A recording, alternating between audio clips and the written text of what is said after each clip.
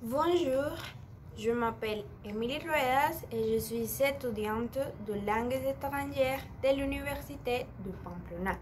J'ai vécu toute ma vie dans la municipalité de Villa del Rosario, à nord de Santander. C'est une endroit très cosy et surtout très heureux. L'un des festivals les plus représentatifs est la foire aux raisins, dont je vais parler un peu dans cette vidéo. Pendant de nombreuses années, l'un des meilleurs raisins du pays a été cultivé dans la municipalité de Villa del Rosario. Selon l'historien Gerardo Garcia, ce fruit était vendu dans de nombreuses villes de Colombie et était la principale source du revenu pour ceux qui habitaient cette municipalité.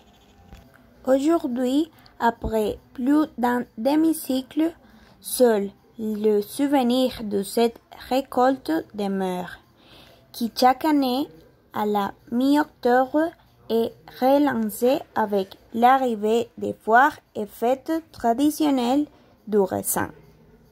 Cet événement rassemble toute la communauté pour montrer la richesse culturelle et patrimoniale de cette ville dans le nord de Santander.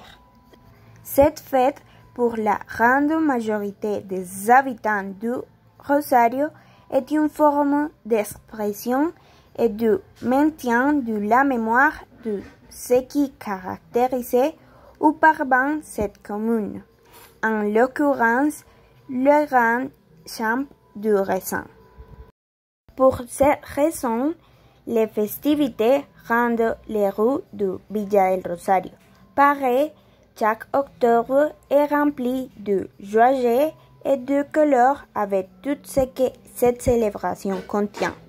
Le défilé, les artistes nationaux et les internationaux et les belles femmes qui défilent sur les podiums des foires sur le renne traditionnel.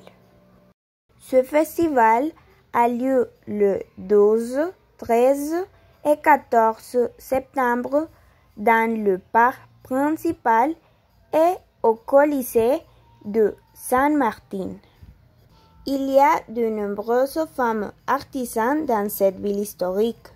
Ils cherchent, à travers leur artisanat, que les touristes et les habitants du Rosario aient une autre option pour identifier la commune.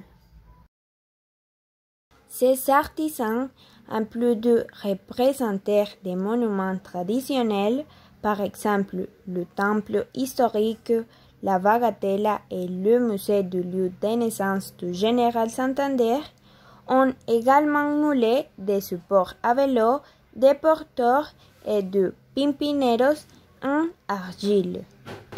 Ces pièces veulent rendre visibles les tâches que les habitants de cette zone frontalière accomplissent au quotidien et en même temps montrer que ces tâches ne sont pas un motif de honte. Au contraire, ils sont une manière de dire combien de Rosarienses recherchent la subsistance de leur maison. C'est un très bel endroit. Cette foire et ces métiers d'art sont un bon moyen d'honorer la commune.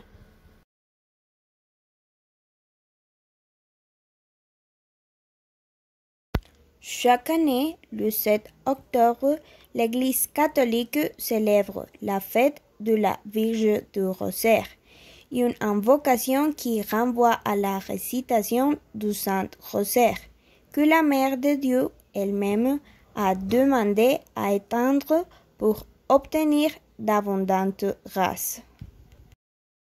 En 1208, la Vierge Marie apparut à Saint Dominique et lui apprit à prier le rosaire pour qu'il les répande. Le saint l'enseignait aux soldats conduits par son ami Simon de Montfort avant la bataille de Lepante, le 7 octobre 1571, qui ont pris le Saint-Rosaire et ont été victorieux dans la confrontation, un fait qui a été attribué à la Vierge Marie, et c'est ainsi que Montfort fit ériger la première chapelle dédiée à cette consécration.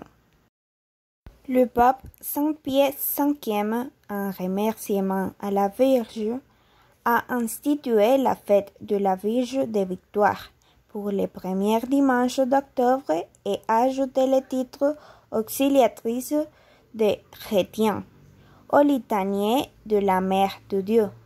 Plus tard, le pape Grégoire a changé le nom du festival à Notre-Dame du Rosaire et Clément a étendu le festival à toute l'Église occidentale.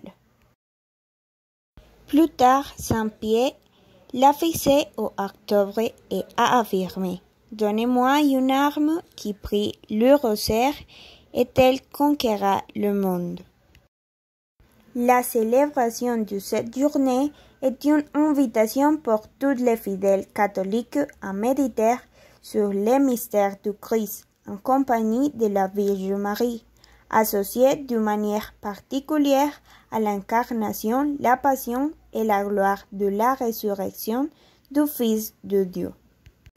Actuellement, la grande majorité des chrétiens catholiques prient le Seigneur à travers cette puissante prière.